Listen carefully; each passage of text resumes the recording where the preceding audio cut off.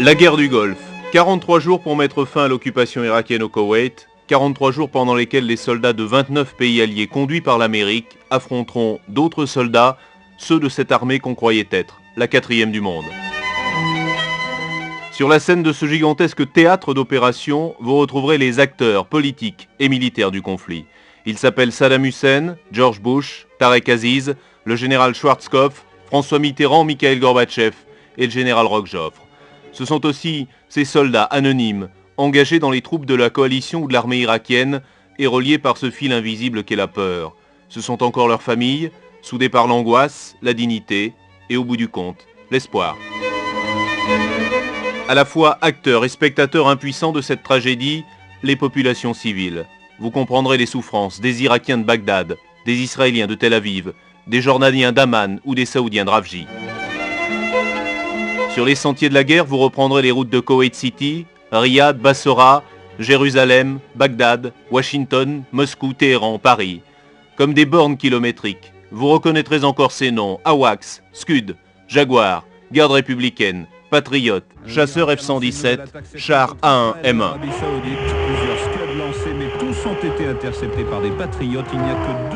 Comme des repères, vous entendrez les récits de ces observateurs privilégiés, les envoyés spéciaux de RMC sur le terrain.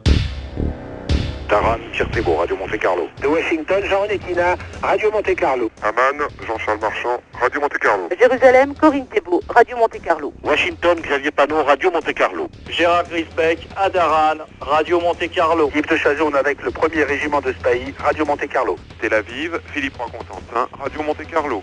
À Washington, Laurence Ravier, Radio Monte-Carlo. Riyad, Éric Chimo, Radio Monte-Carlo. La guerre du Golfe vécue par tous ces personnages, acteurs, spectateurs, observateurs. La guerre du Golfe, 43 jours qui ont semblé un siècle, 43 jours qui pèseront lourd à l'aube d'un siècle nouveau.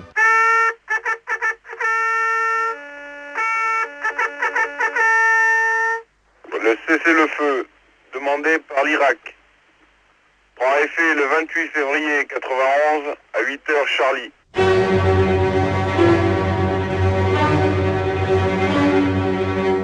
28 février, le monde pousse un ouf de soulagement, la tempête du désert s'apaise après avoir tout dévasté sur son passage pendant 6 semaines. Je vous rappelle donc l'information essentielle de cette nuit, puisque vous en doutez, cette nuit sera une nuit tout à fait spéciale consacrée à l'évolution de la situation dans le Golfe Persique sur Radio Monte-Carlo. La guerre avec l'Irak a débuté ce matin. «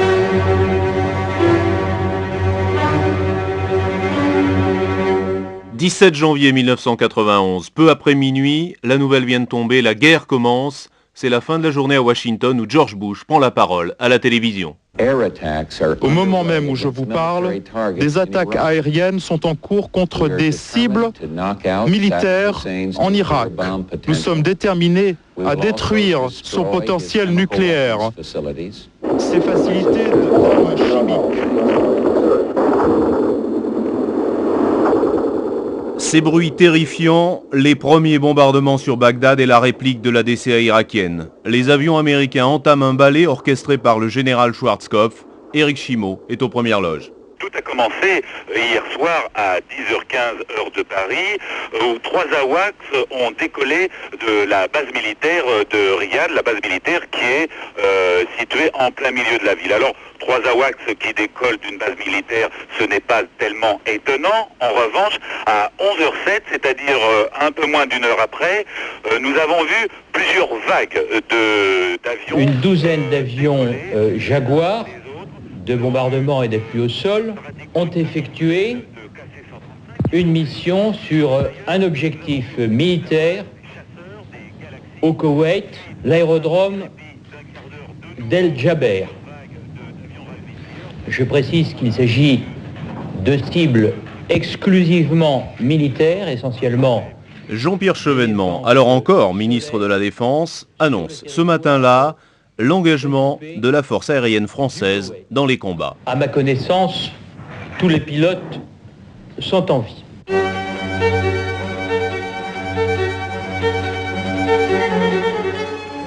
Pas de victimes côté français, pas plus de dégâts dans les rangs américains, 80% des objectifs atteints disent les militaires US, c'est l'euphorie, la guerre pense-t-on ne sera qu'une question de jours. il faudra bien vite déchanter. Édition spéciale Golf Suite. RMC, information spéciale toute la journée sur les événements du Golfe. RMC, édition spéciale Golf. «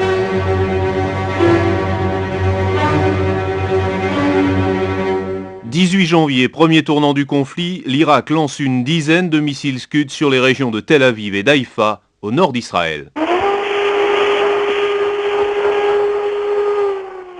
Heure locale que l'alerte a été donnée. La population s'est donc réfugiée immédiatement dans les abris qu'elle avait préparés de longue date. Tout de suite rentrer dans les chambres qui sont complètement fermées hermétiquement, que nous avons préparées déjà depuis un moment. Ils nous ont tout de suite dit de mettre les masques.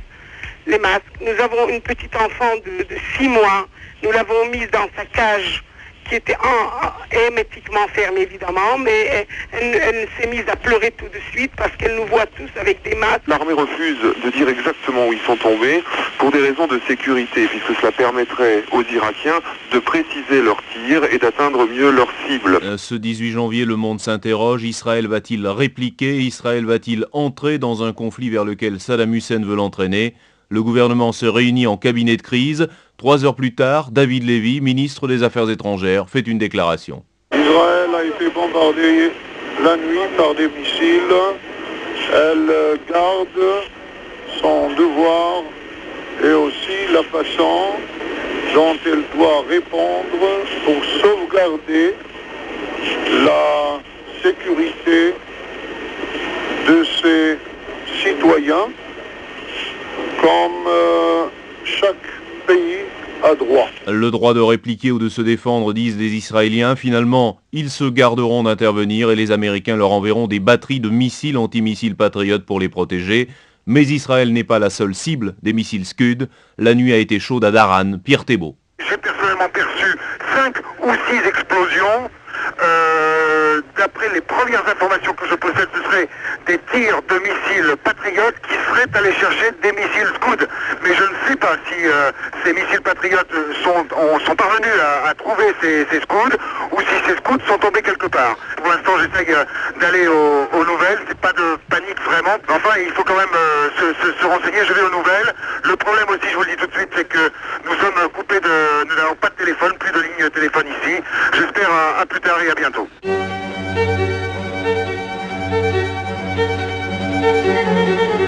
Après 48 heures de guerre, civils et militaires israéliens, irakiens, saoudiens et koweïtiens vivent au rythme des bombardements et des alertes aux missiles. L'aviation américaine multiplie les sorties, 2000 par jour. Un véritable déluge de bombes s'abat sur l'Irak et le Koweït. La menace chimique irakienne augmente l'angoisse et personne n'est en mesure de dire comment les choses vont évoluer. Le récit d'une guerre annoncée va capter l'attention de millions de gens dans le monde.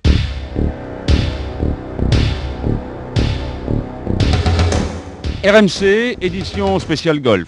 «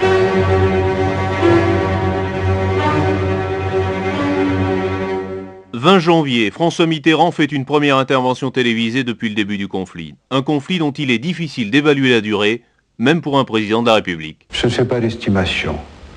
Je pense tout de même que cela devrait être une affaire de semaines.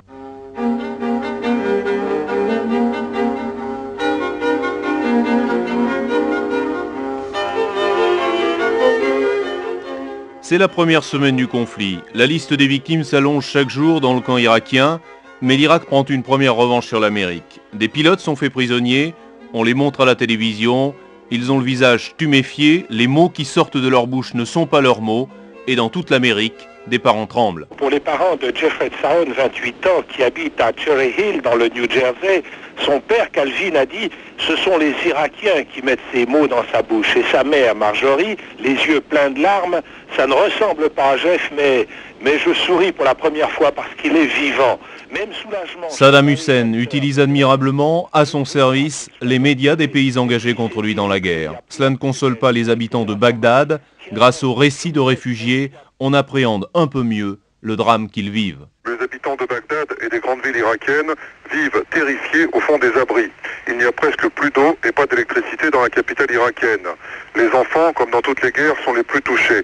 Ils crient et ils pleurent sans discontinuer à chaque bombardement, raconte ainsi... 10 jours de guerre, les civils souffrent, les militaires poursuivent leurs tâches. Le patron de l'opération Tempête du désert dresse un premier bilan de sa guerre. Sa guerre, il la voit très propre. Nous mettons notre technologie au service de l'idée d'épargner les civils. C'est notre fierté. Et lors d'une conférence hier soir, cette phrase était un petit peu la réponse à certaines critiques qu'il a essuyées durant ces 10 premiers jours de guerre. Vous savez que l'opinion américaine a peur d'un nouveau Vietnam.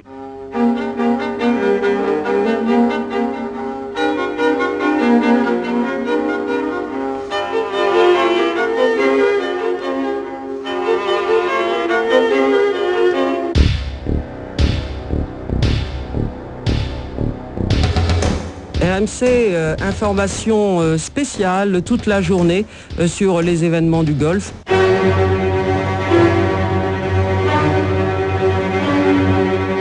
29 janvier, Jean-Pierre Chevènement démissionne. Le ministre de la Défense estime que la guerre nous éloigne chaque jour des objectifs fixés par les Nations Unies. Sur le terrain, on s'interroge. » Un leitmotiv. On ne comprend pas comment un ministre de la Défense peut présenter sa démission et qu'elle soit acceptée alors que l'armée française est engagée dans une guerre. Un membre de l'état-major allait jusqu'à penser, mais alors très très fort puisque je l'ai entendu, dans ce conflit, la première trahison alliée vient de Paris. Enfin, la palme de l'honnêteté revient à ce capitaine de l'armée de terre qui, en apprenant la nomination de Pierre Jox, s'est exclamé « Eh bien, on ne va pas se marrer tous les jours ».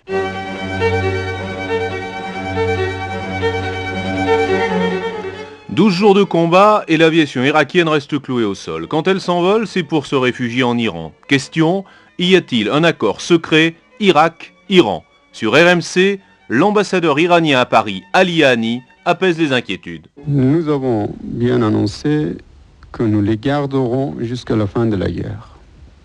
Et nous ne permettons pas du tout de restituer ces appareils à l'Irak avant la fin de la guerre. Cela se confirmera, l'Iran restera neutre dans le conflit bien qu'actif sur le plan diplomatique. 29 janvier toujours, peu avant minuit, des troupes irakiennes et leurs blindés prennent la ville saoudienne de Rafji.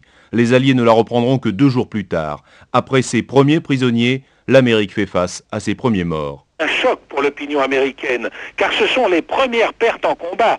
C'est l'apparition redoutée des fameux body bags, les sacs en plastique pour les dépouilles comme au Vietnam. Vietnam, le nom maudit est lâché. Ce ne sont pas les paroles de George Bush. Nous sommes sur la voie de la victoire qui rassure les Américains. Le 1er février, Rafji est reprise après de violents combats. Le spectacle est terrifiant. Certains quartiers sont complètement défoncés, réduits à l'état de chantier, maisons cassées par des chars qui s'y sont mis à couvert, toitures ou murs explosés, rues et trottoirs labourés par des tirs d'artillerie lourde, carcasses calcinées de blindés que des camions grues évacuent vers l'arrière. Une grande tour aussi, probablement un château d'eau, a été complètement ruinée par les obus alliés parce qu'elle abritait des tireurs et des observateurs ennemis. Dans une ville toujours interdite parce que truffée de mines, seuls quelques soldats se déplacent avec précaution. L'endroit demeure dangereux et même si par des chemins de traverse on peut y entrer sans trop risquer de se faire tirer dessus par les Irakiens, si on ne saute pas sur une mine, le retour en revanche est beaucoup plus hasardeux parce qu'à ce moment-là, on risque d'être pris pour cible par les Alliés. Le lieu est malsain, mieux vaut ne pas trop s'y attarder.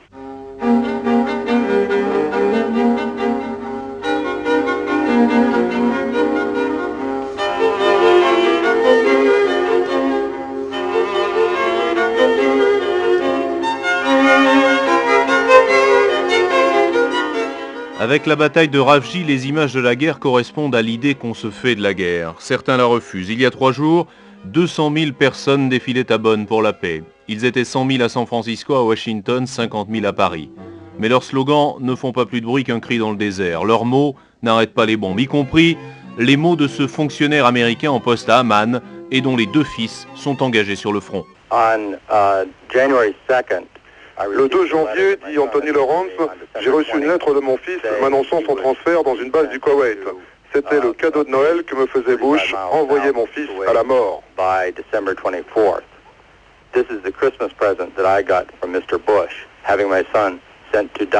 Et à la question « Que diriez-vous à vos fils si vous pouviez leur parler ?»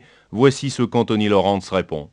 I would tell them to keep his head down and stay alive. Garder la tête baissée et rester en vie. Rester en vie, c'est ce que ne réussiront pas à faire 11 soldats américains tués à Rafji. Aujourd'hui, l'Amérique met des visages sur le mot mort. Là, ce n'est plus l'angoisse, c'est la certitude. La détresse absolue avec les images et les histoires des 11 Marines tués en combat. Sur les journaux, l'encadré noir attire l'œil. Sous le titre « Tués ou disparus en mission », la liste en 3 volets, les tués, les disparus, les prisonniers. À la télévision, on voit défiler les familles qui racontent leurs pauvres histoires de gamins de 20 ans, 22 ans qui aimaient le sport, la bière, les copains, la chasse. On parle de leurs chiens, on pénètre l'intimité familiale, faite de pudeur et de patriotisme aussi, avec des pères et des mères qui disent leur fierté et qui masquent leur douleur. Certains ont appris la nouvelle en pleine nuit, comme James Stephenson, réveillé à 2h du matin par un officier de Marines qui lui a dit que Dion, son fils, qui servait dans une unité d'élite, allait bientôt revenir sous la garde de son frère, également dans le Golfe. Le père effondré ne sait que répéter « Il pouvait me faire rire pendant des heures ». La nouvelle arrive dans des foyers, dans des magasins de t-shirts, dans des restaurants. On découvre des vies différentes et pourtant parallèles. Des familles raidies dans un réflexe national, comme les Schroeder qui rappellent que Scott, leur fils, avait eu l'honneur de serrer la main de George Bush pendant la visite présidentielle en Arabie. Ils se raccrochent à ce qu'ils peuvent, mais comme le dit un vétéran du Vietnam qui est dans le Golfe, le sergent Ronnie Mayo, ça pourrait être pire. Je crois qu'ils sont morts heureux. Les gens vivaient dans un rêve, les voilà réveillés. Oui, c'est vrai, l'Amérique est passée du rêve d'une guerre technologique et propre à la sordide réalité des cercueils et des larmes.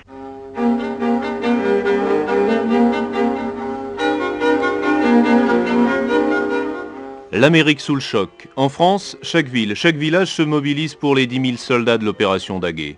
Le bonheur de ces soldats, c'est de recevoir des messages du pays, des mots parfois tout simples, mais qui font mouche dans le cœur des militaires. C'est Virginie qui dit qu'elle est brune, qui a 16 ans. C'est des dames âgées d'une maison de retraite. Et puis il y a une femme qui dit qu'elle n'a que 3 000 francs par mois et qu'elle n'a qu'un regret, c'est de ne pas pouvoir envoyer de paquet ici. Et ça, c'est formidable. Il y a la classe de 3e du collège d'Angers qui écrit « Nous, on n'est pas pour la guerre, on aime la paix, mais on vous trouve formidable, on est avec vous, tenez bon, et puis vous rentrerez tous. » Croyez-moi, lorsque ces gestes seront établis, que cet élan de solidarité qui ne fait que commencer, j'en suis sûr, s'établira. Si vous arrivez à trouver un seul soldat qui ne sache pas pour qui il est là et pourquoi il est là, eh bien c'est que l'affaire sera ratée.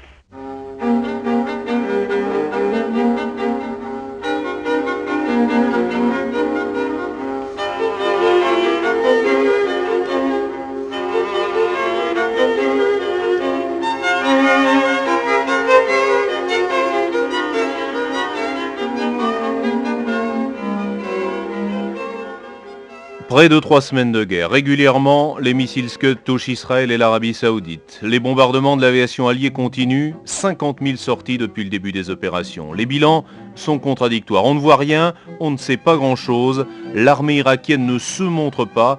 Et peu à peu, le spectre d'une gigantesque bataille terrestre s'impose.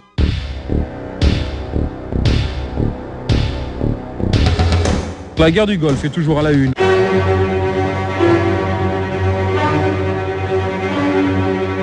7 février, pour la 2e fois depuis le début de la guerre, François Mitterrand parle aux Français. Il parle de la bataille terrestre et son discours est sans ambiguïté. Elle est inévitable. Elle sera dure. Nous entrons dans la phase difficile de la guerre. Et particulièrement la bataille terrestre que je ne saurais fixer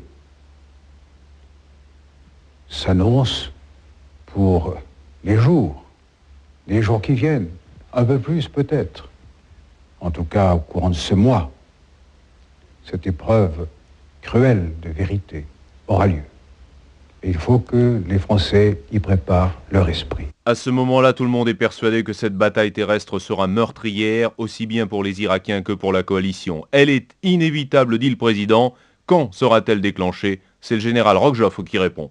Je penserais plutôt en semaine, avec un pluriel ou pas. Mais de toute façon, cette phase terrestre ne commencera que lorsque la phase aérienne aura atteint ses objectifs.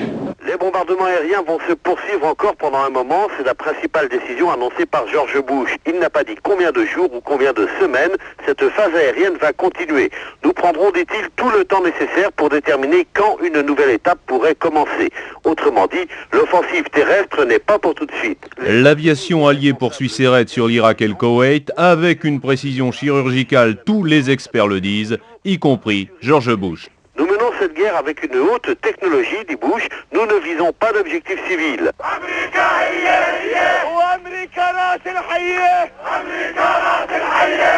La colère arabe, le scalpel chirurgical transformé en marteau-pilon. «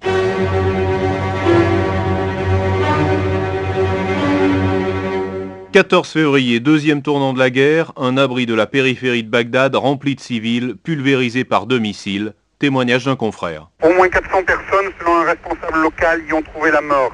L'abri, un des rares de la capitale irakienne, se trouve dans un quartier résidentiel de l'ouest de Bagdad. Aucun objectif militaire ou industriel n'est visible dans ses alentours. En fin de matinée, les sauveteurs essayaient toujours de parvenir jusqu'à la pièce principale. Au fur et à mesure, les corps déchiquetés, brûlés, mutilés, étaient empilés à même le plateau d'un camion. Plusieurs centaines de personnes étaient rassemblées autour des sauveteurs. De temps en temps, un sanglot, un cri, vite étouffé, ou l'alimentation de femmes se frappant la poitrine, trouait un silence étouffant.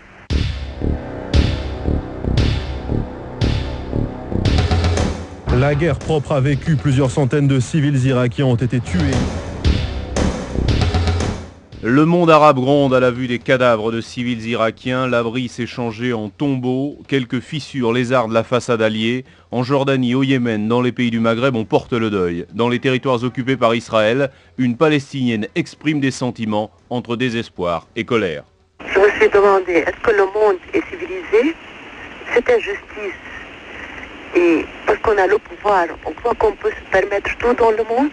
Quand les missiles tombent sur Tel Aviv, ils font des victimes civiles aussi. Et pourtant les Palestiniens sortent et applaudissent. Pourquoi vous voulez toujours comparer le peuple palestinien depuis 67 déclame le droit l'estime, et personne ne peut rien entendre. Est-ce que je peux vous demander pourquoi? Pourquoi refusez-vous cette comparaison avec les missiles de Tel Aviv? Le peuple palestinien 50 ans, c'est une réaction. On est sous pression, on est sous occupation depuis l'année 67. Nos enfants sont en prison, nos maris sont en prison. Alors, c'est une réaction humaine, c'est tout.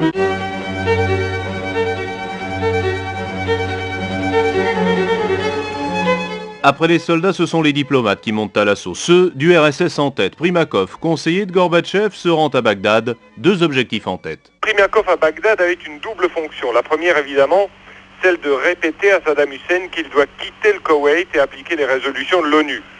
La seconde, montrer au monde entier que l'URSS compte encore, qu'elle veut et qu'elle peut jouer un rôle au Proche-Orient, que l'Occident et les Alliés doivent en un mot compter avec elle. Tarek Aziz passe 2 jours à Moscou, il accepte un plan de paix soviétique, Washington le refuse, pas de cessez-le-feu, pas de pause, déclare la Maison-Blanche, la guerre continue, elle a débuté il y a 1 mois. Tout de suite entrer dans les chambres qui sont complètement fermées hermétiquement, que nous avons préparées. Toujours à la une. J'ai personnellement perçu 5 ou 6 explosions. I would tell them, keep his head down and stay alive. L'Amérique est passée du rêve d'une guerre technologique et propre à la sortie de réalité des cercueils et des larmes.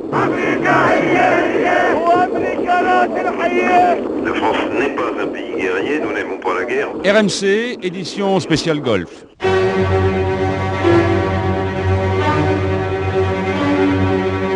15 février, premier coup de théâtre diplomatique. Je vais vous lire une dépêche que l'on m'apporte à l'instant, écoutez bien. Il s'agit d'un bulletin, il s'agit de l'agence Associated Press, une agence américaine. Je vous la lis, elle est datée de Bagdad. L'Irak a annoncé qu'il acceptait vendredi de se retirer du Koweït. Au stade où nous en sommes, je crois qu'on ne peut avoir que des réactions de prudence. Comme vous le savez, M. Dumas était à Moscou il y a 3 jours. Lorsque M. Dumas avait interrogé ses interlocuteurs soviétiques, avez-vous de l'espoir? Ceux-ci avaient répondu de l'espoir oui, des certitudes non. Prudence pour le porte-parole du Quai d'Orsay, Daniel Bernard. Aux États-Unis, on regarde la proposition irakienne d'un mauvais œil. On s'en méfie à tel point que le président Bush la rejette catégoriquement. The Iraq statement now appears to be a cruel hoax. La proposition irakienne est un canular cruel, dit le président américain. Le président français, pas dupe lui non plus de la pseudo-ouverture irakienne, nuance le propos.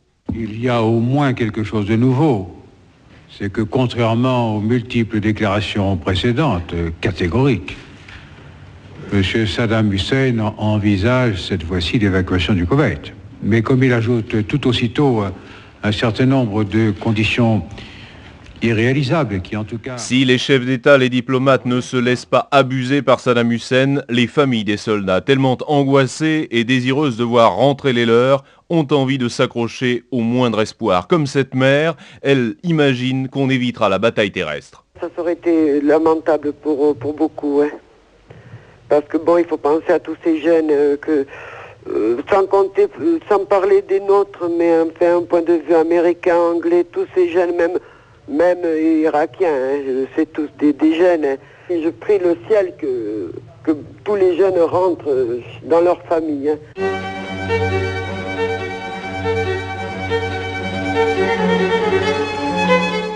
Les soviétiques font le forcing auprès des Irakiens. On multiplie les allers-retours Moscou-Bagdad via Téhéran. Les Occidentaux se demandent ce qui se cache derrière cette agitation diplomatique. Saddam Hussein essaie-t-il de retarder l'échéance? La question dans bien d'autres pays, c'est les États-Unis ne veulent-ils pas aller au-delà des résolutions de l'ONU, c'est-à-dire détruire l'Irak?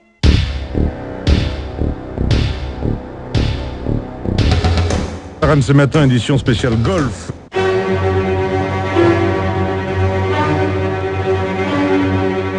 17 février, forum RMC L'Express, Roland Dumas crée l'événement. Nous sommes à la veille, ou à l'avant-veille, de l'offensive terrestre de libération du Koweït. Vous avez dit que la phase terrestre était programmée et prévue, donc du côté français, on sait quand elle aura lieu. Oui. N'attendez pas que je vous le dise. Non. Bon, ça pourrait être cette semaine ? Je ne vous dirai rien. La date de l'attaque terrestre est fixée, le ministre français a lâché le morceau et malgré les démentis américains, on échafaude des plans de bataille. Notre consultant militaire, le général Saulnier, prévoit ainsi l'attaque. Il n'est pas du tout impossible qu'il y ait, pendant un certain temps, des escarmouches, même assez importantes, ici et là, sur le front, sachant que l'offensive principale aura lieu avec certainement plus d'une centaine de milliers d'hommes en un point qui sera caché jusqu'au dernier moment vis-à-vis des Irakiens.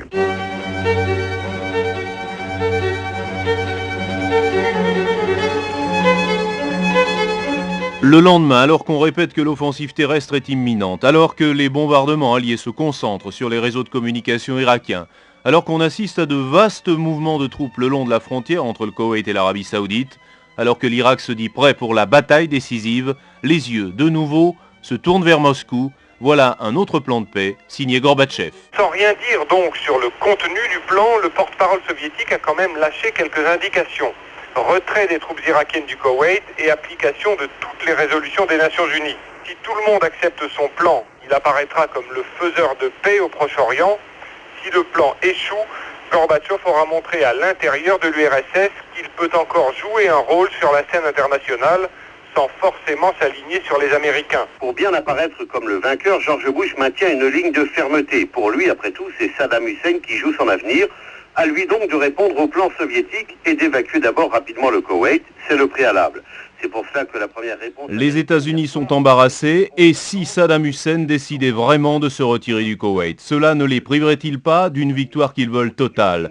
En Israël, c'est la grande crainte que l'Irak accepte de se retirer en conservant intact son potentiel militaire. Avi Pazner, le porte-parole du gouvernement israélien, ne mâche pas ses mots. Il faut qu'à la fin de cette guerre, que la machine militaire irakienne soit brisée afin qu'elle ne menace plus la paix, non seulement d'Israël, mais de tous les pays du Moyen-Orient. Et il faut aussi que le dictateur de Bagdad disparaisse de la scène mondiale. Intransigeance israélienne, intransigeance américaine, fermeté de la coalition, tout indique, sauf coup de théâtre, qu'on n'échappera pas à la guerre terrestre. Cette fois, tout est prêt. Face à face, 1 million de soldats super équipés. On va peut-être assister à la plus grande bataille de l'histoire avec des milliers de chars, de canons et de munitions. Sur le front, les avions alliés bombardent sans arrêt les forces irakiennes. Les hélicoptères sont également entrés en action, en particulier les Apaches, les fameux tigres volants, qui détruisent les chars irakiens enterrés dans le sable, mais qui cherchent aussi à nettoyer des zones derrière les lignes irakiennes, là où pourraient être parachutés des soldats américains.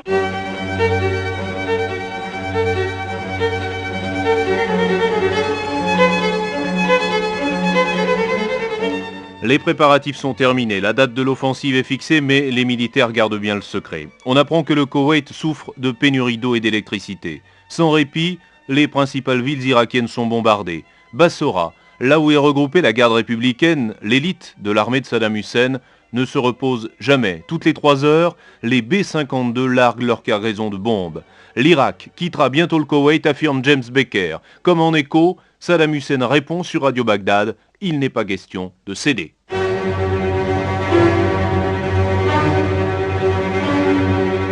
Nuit du 21 au 22 février, l'Irak a présenté une réponse positive au plan de paix soviétique. L'Irak accepte un retrait complet et inconditionnel du Koweït. Voilà le coup de théâtre. Explication de notre consultant Hassan Salamé. Saddam Hussein offre de se retirer, ne parle plus de lier ce conflit à tout autre conflit de la région, accepte qu'on ne parle de la levée des sanctions économiques qu'une fois les 2/3 du retrait réalisés. Ce sont des concessions tout de même majeures qu'on ne peut pas non plus ne pas prendre en considération. Certes, il ne s'agit pas au sens littéral d'un retrait inconditionnel, mais ça n'est pas tout à fait très loin. Nombreux sont les Arabes ce matin qui débutent cette journée de congé et de prière dans le plus total désarroi. Ballottés entre une allocution guerrière et sans concession de Saddam Hussein et un accord qui ressemble à une capitulation signée par Tarek Aziz, nul ne sait plus à quelle fin se vouer. Désarroi arabe à Amman en Jordanie, embarras des États-Unis, ils étudient ce plan de paix, ce oui mais irakien, ils consultent leurs partenaires de la coalition. Pendant ce temps-là, dans le désert, les soldats attendent. Tous les soldats que j'ai pu rencontrer ces derniers jours sur le front et avec qui j'ai pu parler très librement, tous m'ont dit qu'ils étaient parfaitement prêts à faire la guerre, qu'ils étaient prêts aussi à rentrer à la maison s'ils en recevaient l'ordre et d'ailleurs qu'ils en seraient ravis, mais que la seule chose qu'ils avaient du mal à supporter, c'était l'attente, c'était de tuer le temps, c'était d'entendre à la radio qu'un jour c'était oui, qu'un autre jour c'était non. Et ceux qui connaissent le mieux les soldats, le cœur des soldats, vous savez, ce sont les médecins, les aumôniers militaires, eh bien, ils me disaient que cette période d'attente était propice au doute, à l'inquiétude. Vous savez, chez tous ces militaires à l'esprit carré, on a du mal à comprendre le double jeu des Irakiens, la finasserie des diplomates. C'est pas leur truc. Terrible attente pour les soldats de la coalition, terrible attente aussi pour ceux d'en face qui redoutent l'attaque. Pour tuer le temps, on manœuvre. Peu à peu, les troupes françaises de Daguet se positionnent près de la frontière. On n'est plus très loin. On approche. L'offensive terrestre, elle a déjà commencé? Négatif, non. Nous attendons. Tout est calme. On attend et eux apparemment attendent aussi. C'est le premier jour où on vous voit habillé justement avec la tenue anti-chimique. Ah, c'est peut-être un signe.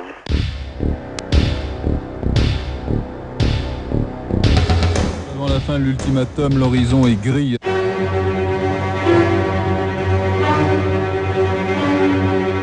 Le 22 février, George Bush, au nom de la coalition, lance un ultimatum à Saddam Hussein. Most important, le plus important, the coalition c'est que la coalition accordera à Saddam Hussein jusqu'à samedi midi pour débuter le retrait immédiat et sans condition du Koweït. La déclaration qui vient d'être faite par le président des États-Unis d'Amérique a été arrêtée. Donc, ayant participé à l'élaboration de cette décision, vous comprendrez que je ne puisse que l'approuver. Accord total entre la France et les États-Unis, Roland Dumas le rappelle. Il ne reste plus qu'un jour et demi à Saddam Hussein pour faire évacuer ses troupes du Koweït.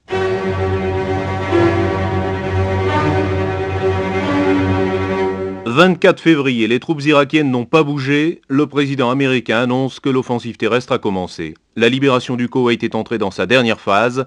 Les troupes françaises ont reçu leur ordre d'attaque par la voix du général Gazo.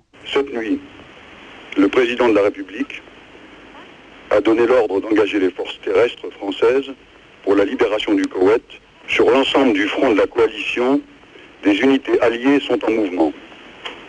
Leur position, déplacement et plans doivent être soigneusement protégés pour ne pas laisser déceler prématurément le dispositif allié et préserver des vies humaines. Blackout total sur l'offensive, pas d'informations, pas d'images, seulement des hypothèses. Les militaires de la coalition veulent éviter de tomber dans le piège des communiqués de victoire prématurée. Pourtant, peu à peu, on comprend mieux la stratégie du général Schwarzkopf.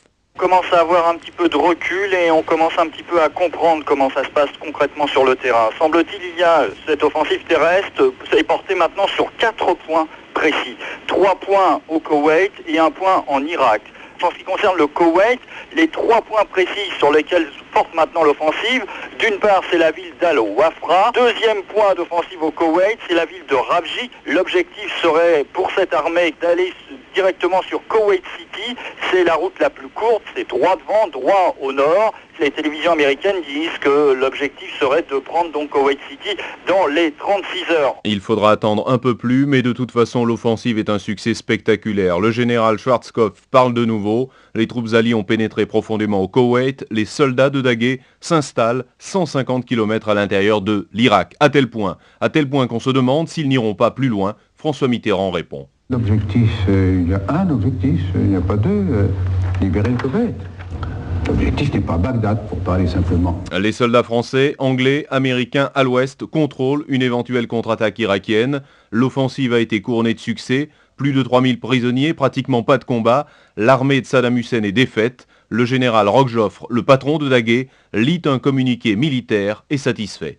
La division française Daguet, appuyée et accompagnée par des unités américaines, vient d'atteindre en fin d'après-midi la série d'objectifs qui y étaient assignés. Débouchant hier à l'aube, il n'aura fallu à nos régiments qu'à peine 36 heures pour neutraliser une division adverse et franchir les quelques 150 km qui les séparaient du terme de leur mission initiale.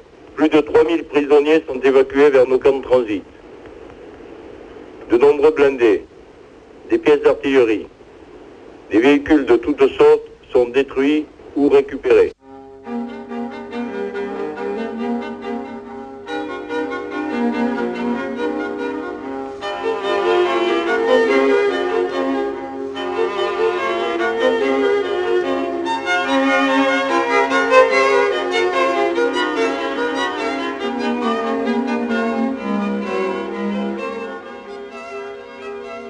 Sur le théâtre des opérations, rien ni personne ne semble pouvoir arrêter les troupes de la coalition. Les prisonniers, impressionnantes silhouettes sur fond de désert, rejoignent les camps de transit. La plupart paraissent soulagés de pouvoir se rendre et rester en vie.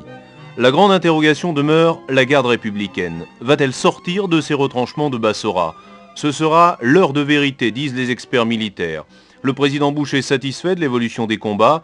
John Major est lui aussi satisfait, mais prudent. François Mitterrand estime que le plus dur reste à venir. Dans les familles de soldats, l'angoisse est montée d'un cran. Tout le monde avait annoncé des combats meurtriers, alors les épouses, les sœurs, les frères, les pères et les mères des soldats tremblent. Certaines tentent, malgré tout, de continuer à vivre. On l'a tellement imaginé, cette vraie guerre, que finalement, moi je suis au bout de mon imagination, et maintenant c'est un grand calme. Je l'ai trop vécu d'avance. Maintenant, j'essaie de ne pas avoir d'image et simplement de faire mon travail au jour le jour parce que il faut préserver la vie. Il faut préserver la vie, alors machinalement, bêtement, instinctivement, je dirais, pour moi, c'est actuellement de m'occuper de mes plantes, ça va être dans quelques jours de me réoccuper de mes enfants, ça va être de m'occuper de mon fils quand il reviendra. Ça ne peut pas être l'angoisse, parce que ça ne peut pas être la peur, parce que sinon nous deviendrons fous, il ne le faut pas. Étonnant témoignage de courage tranquille, un courage partagé par la plupart de celles et ceux qui, loin du front, encaissent des coups invisibles et destructeurs. Et puis, déchirés, consternés et révoltés à la fois, les populations arabes majoritairement pro-Saddam Hussein. Avec le déclenchement de l'offensive terrestre, elles ont le sentiment qu'au-delà de l'Irak, c'est la nation arabe tout entière que les Occidentaux veulent humilier. À Amman, comme dans tout le Maghreb, l'écœurement est à son comble. La guerre des lâches, c'est ainsi que Radio Amman a qualifié l'offensive terrestre des Alliés, par référence sans doute à la sophistication des armements occidentaux face à une armée irakienne jugée plus faible. Une armée irakienne dont on souhaite ici éperdument la victoire. Puisse Dieu faire de Saddam le vainqueur de cette bataille du droit contre l'injustice, ont imploré toute la journée les imams à chaque prière. L'émotion, la colère ressentie à l'annonce de l'offensive semble ici due principalement à ce sentiment d'un acharnement injustifié des Américains pour faire plier Saddam Hussein. Nous avons dû courber la tête pendant des années, explique un étudiant. Saddam Hussein est notre seule chance de relever la tête et de retrouver la fierté. L'histoire montrera, même s'il est vaincu, que Saddam était un héros. Dénominateur commun au Maghreb aujourd'hui, la condamnation de l'offensive. Et à la clé, un constat, une inquiétude et une certitude. Constat, de Rabat à Alger via Tunis, l'ONU a été mise sous l'éteignoir. Inquiétude, que la coalition déborde du cadre purement koweïtien et s'attaque directement à l'Irak jusqu'à la chute de Saddam Hussein. Certitude, ce sera dur de recoller les morceaux entre ce Maghreb uni dans la condamnation et les pays de la coalition.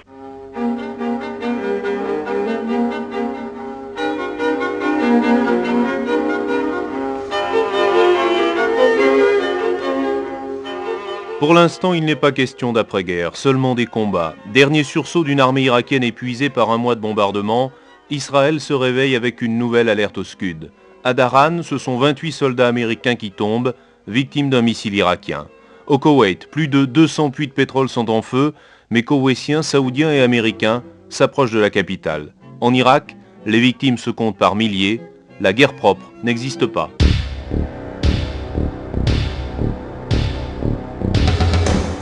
RMC, information spéciale toute la journée sur les événements du Golfe. 150 km à l'intérieur de l'Irak, les troupes de l'opération Daguet ont atteint leurs objectifs. Un seul soldat blessé, le bilan est inespéré. Une division irakienne neutralisée, il n'y a pas de combat, les premières lignes de l'armée de Saddam Hussein n'existent plus. Des carcasses de chars dans lesquelles il n'y avait manifestement plus personne lorsqu'ils ont été touchés, des batteries de canons abandonnées, des milliers de soldats qui désertent leur position et lèvent les bras en signe de reddition. C'est ce que l'on a pu voir hier en pénétrant profondément en Irak. Sur la première centaine de kilomètres parcourus par les chars et les fantassins de la division Daguet, les Français n'ont rencontré pratiquement pas de résistance. Tout au plus, quelques tirs de mortier, une véritable débandade pour l'armée irakienne.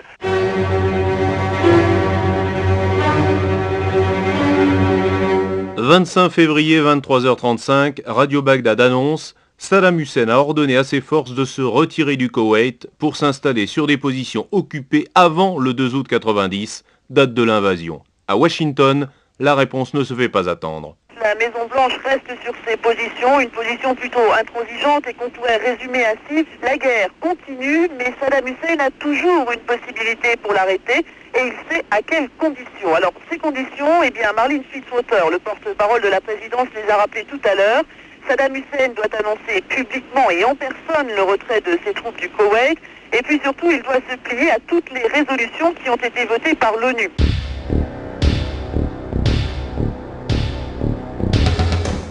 Un véritable coup de théâtre dont il faut effectivement parler ce matin. Le coup de théâtre est un effet d'annonce. Retrait ressemble étrangement à retraite. Il est vrai qu'il n'y a qu'une voyelle de différence. À Moscou, Gorbatchev se demande publiquement si les Américains ne sortent pas des résolutions de l'ONU. À Washington, George Bush affirme « Nous sommes en avance sur le calendrier. Les prisonniers irakiens se comptent par dizaines de milliers et la libération du Koweït approche. »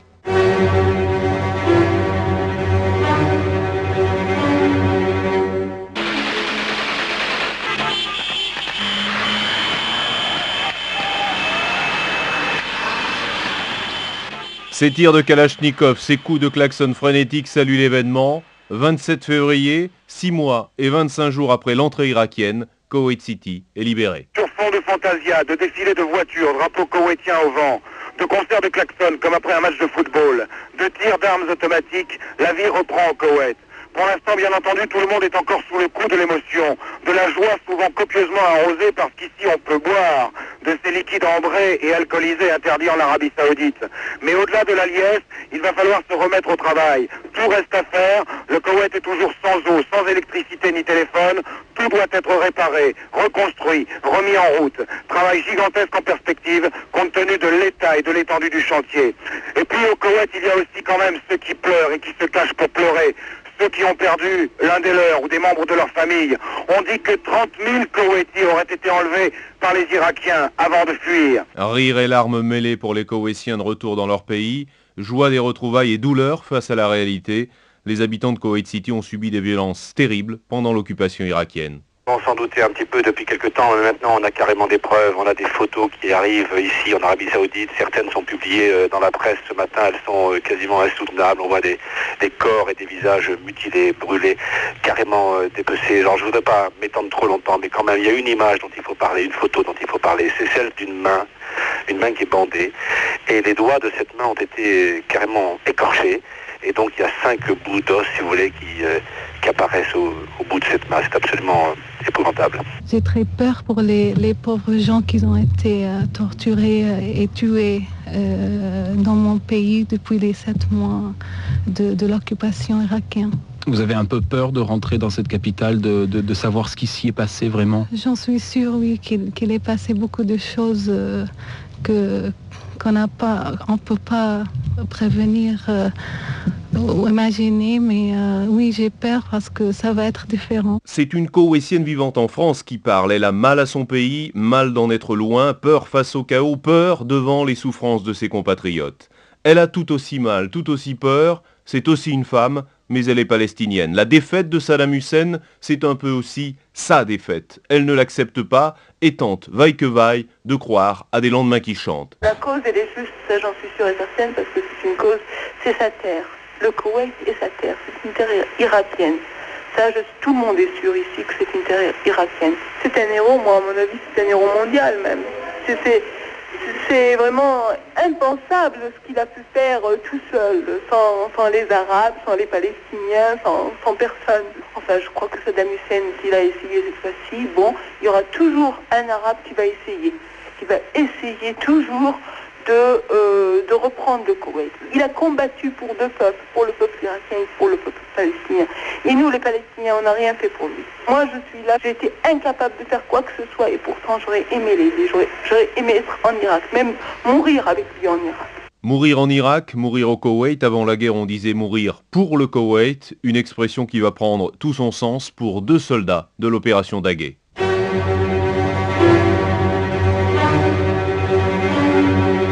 27 février, peu avant 7h30 du matin, la nouvelle est diffusée par les responsables militaires. Un voile noir obscurcit le ciel clair au-dessus des soldats français. » On l'a appris il y a très peu de temps, donc la guerre a fait ses premières victimes côté français, 2 morts en particulier, des soldats qui auraient apparemment sauté sur des mines, ce qui paraît d'ailleurs le plus probable, et puis 25 blessés. Ce sont surtout les parachutistes qui ont été touchés, et également l'infanterie de marine. Ils avaient 26 et 32 ans, leurs noms, Éric Cordier et Yves Schmitt.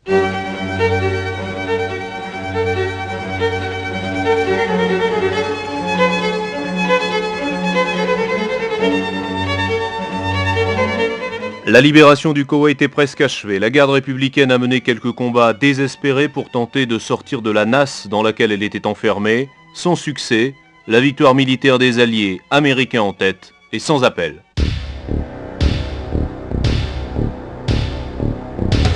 Édition spéciale qui se justifie plus que jamais, c'est la paix. 100 heures exactement après le déclenchement de l'offensive terrestre, la guerre va s'arrêter. 43e et dernier jour de guerre du Golfe. Depuis 6 heures ce matin, depuis 1 heure tout juste, les forces de la coalition ont suspendu les combats. C'est une lettre de Tarek Aziz lui-même qui entérine ce que l'on peut appeler la capitulation de Bagdad. Ces expressions, cessez le feu, arrêt de la guerre, début de la paix, résonnent agréablement dans la bouche de ceux qui les prononcent, dans les oreilles de ceux qui les entendent. Après 6 semaines de combats, de bulletins militaires, de batailles, de communiqués, le dénouement approche. «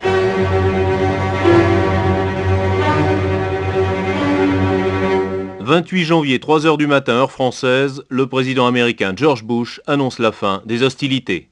I am pleased to announce that at midnight tonight, Eastern Standard Time, exactly 100 hours since ground operations commenced and 6 weeks since the start of Operation Desert Storm, all United States and coalition forces will suspend offensive combat operations. Je suis heureux d'annoncer qu'à minuit, exactement 100 heures après le début des opérations terrestres et 6 semaines après celui de l'opération Tempête du désert, les forces de la coalition suspendront toutes les opérations de combat offensive. Le président Bush ajoute, c'est à l'Irak de faire en sorte que cette suspension de la part de la coalition se transforme en un cessez-le-feu permanent. L'Irak acceptera ce cessez-le-feu et les conditions fixées par l'ONU, on le saura un peu plus tard. Pour le moment, sur le terrain, c'est au son du clairon que les soldats français apprennent ce cessez-le-feu.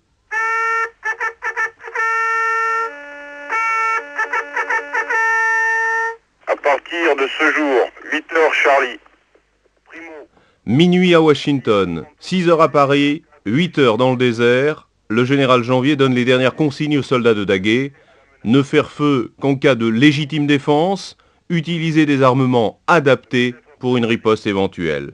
Malgré le ton tout militaire du communiqué, le général pense à ceux qui sont morts 24 heures trop tôt. Quand vous avez lu vous-même la déclaration de cessez-le-feu, que vous l'avez annoncé à vos soldats, quel effet ça vous a fait? C'est pas une déclaration, c'est un ordre que j'ai reçu. Un sentiment, comme vous pouvez le penser, qui se tourne en premier lieu vers ceux qui ont sacrifié leur vie dans ces actions de combat et ceux qui souffrent dans leur chair par leurs blessures, reçues dans ces mêmes actions. Et mes pensées se sont aussitôt tournées vers les familles qui souffrent, partageant leur douleur des chefs et de tous les soldats qui côtoyaient ses camarades. Le général Janvier évoquait la douleur des soldats et les souffrances de leurs familles. Pour elle, le cauchemar s'achève ce 28 février. Bien sûr, on croira seulement au retour quand on pourra embrasser le fils, le mari ou le frère, mais c'est déjà un poids énorme qui semble se soulever de ces cœurs oppressés. Ce matin, je me suis levée très tôt, je sais pas, j'avais encore un petit instinct. Et puis j'ai entendu ça, ça fait du bien aux oreilles. Je pense quand même qu'il n'a plus le choix pour les conditions, donc cette fois-ci c'est la bonne. Mais c'est vrai qu'on est toujours sur les gardes, hein, parce qu'avec tous les rebondissements qu'il y a eu, mais enfin là quand même, je me demande comment il ferait pour réagir. Ça fait du bien. Oh, que ça fait du bien de se lever comme ça. Et puis alors en plus, mon fils va à son anniversaire le 29 février. Bon, il n'y a pas de 29 cette année, donc c'est aujourd'hui, et pour moi, c'est fabuleux. Moi, je suis fière de mes 3 garçons, aussi bien celui qui est sur le front que ceux qui étaient ici, parce qu'ils ont eu de la force, ils ont eu du courage et de la solidité. Et qu'on sort tous les 4 même, mûris et plus solides.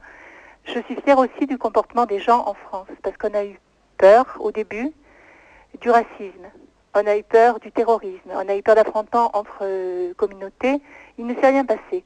Au contraire, chacun faisait plus attention à l'autre, et l'autre étant celui qui d'habitude passait peut-être inaperçu.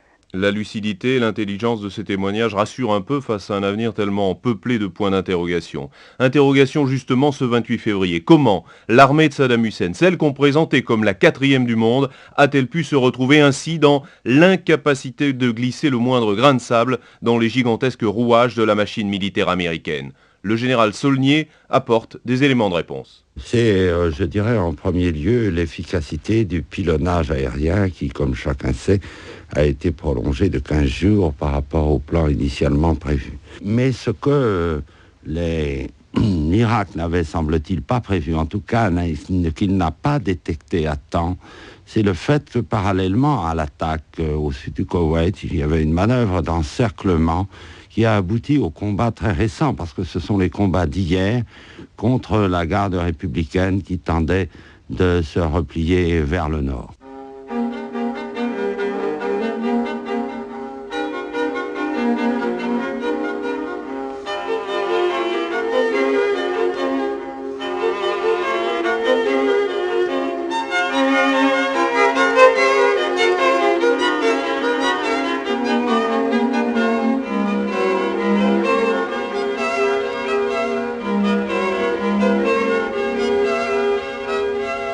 L'Irak défait, le Koweït libéré, de nouveau les drapeaux koweïtiens flottent au-dessus des bâtiments publics de Koweït City. Les ambassades réouvrent leurs portes et les Américains retiennent cette image symbole. Le 27 février, 2 soldats élitreillés hissent le Stars and Stripes au-dessus de l'ambassade US. Plus de 20 ans auparavant, une Amérique sous le choc avait vu ces mêmes images. À l'envers, les soldats et diplomates américains élitreillés au-dessus de leur ambassade, pour fuir Saigon, au Vietnam. Avant d'être une victoire alliée, cette guerre de libération du Koweït est donc une victoire américaine. Et dans les pays occidentaux comme dans les pays arabes, on se pose la question, et maintenant ? C'est maintenant que vont devoir être réglés les problèmes posés par Saddam Hussein. Le problème palestinien d'abord, dont la non-résolution a largement contribué au soutien populaire du président irakien, et puis ensuite la nécessaire redistribution des richesses entre de petits émirats bourrés de pétrole comme le Koweït et des pays tels l'Égypte ou la Jordanie pratiquement dénués de toute ressource. Il semble que la France souhaite que les Nations Unies reviennent en première position. Je ne suis pas sûr que les États-Unis aient à l'heure actuelle les mêmes dispositions d'esprit. Pourquoi ne pas envisager de réunir pour la première fois depuis sa création le Conseil de sécurité des Nations Unies au niveau des chefs d'État et de gouvernement? Cela n'a pas été possible tant que les alliés de la Seconde Guerre mondiale sont restés désunis dans la paix. Eh bien, c'est désormais à notre portée.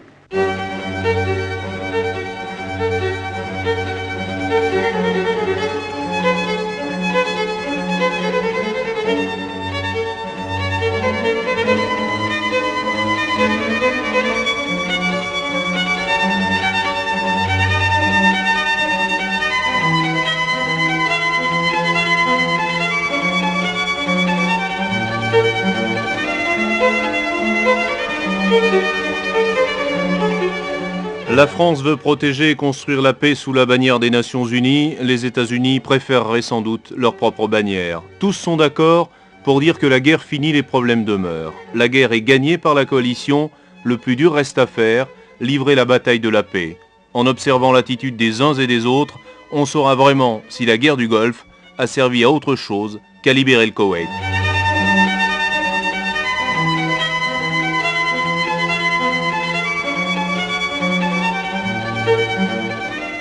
La guerre du Golfe, 43 jours de combat, des milliers de destins, d'histoires individuelles, uniques, ballottées dans l'histoire la grande, celle qu'on lit dans les livres. 43 jours de courage, de témoignages, de reportages.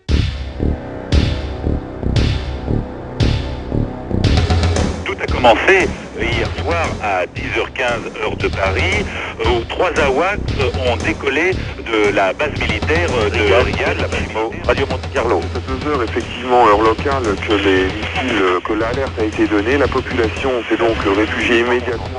Radio Monte Carlo. Les habitants de Bagdad et des grandes villes irakiennes vivent terrifiés au fond des abris. Il n'y a presque plus d'eau et pas d'électricité dans la capitale irakienne. Certains quartiers sont complètement défoncés, réduits à l'état de chantier. Maisons cassées par des chars qui s'y sont mis à couvert, toitures ou murs explosés. Là, ce n'est plus l'angoisse, c'est la certitude. La détresse absolue avec les images et les histoires des 11 Marines tués en combat. Sur les au moins 400 personnes, selon un responsable local, y ont trouvé la mort. L'abri, un des rares de la capitale irakienne, se trouve dans un quartier. Cette fois, tout est prêt. Face à face, 1 million de soldats super équipés. On va peut-être assister à la plus grande bataille de l'histoire avec des milliers de chars de Kadaran, Radio Monte. Vous savez, chez tous ces militaires à l'esprit carré, on a du mal à comprendre le double jeu des Irakiens, la finasserie des diplomates. La maison reste sur ses positions, une position plutôt intransigeante et qu'on pourrait résumer ainsi. La guerre continue, mais Saddam Hussein à Washington. Sur fond de fantasia, de défilés de voitures, drapeaux koweïtiens au vent, de concerts de klaxons comme après un match de football, de tirs de... On l'a appris il y a très peu de temps, donc la guerre a fait ses premières victimes côté français, 2 morts. C'est maintenant que vont devoir être réglés les problèmes posés par Saddam Hussein. Le problème palestinien d'abord.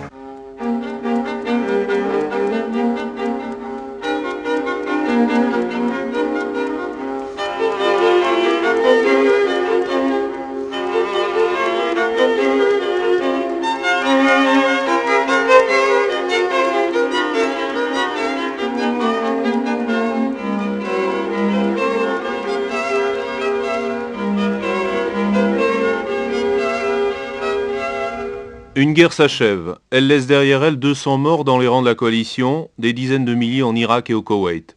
Les immeubles détruits seront relevés, les victimes ne se relèveront pas, espérons simplement qu'elles ne seront pas tombées pour rien.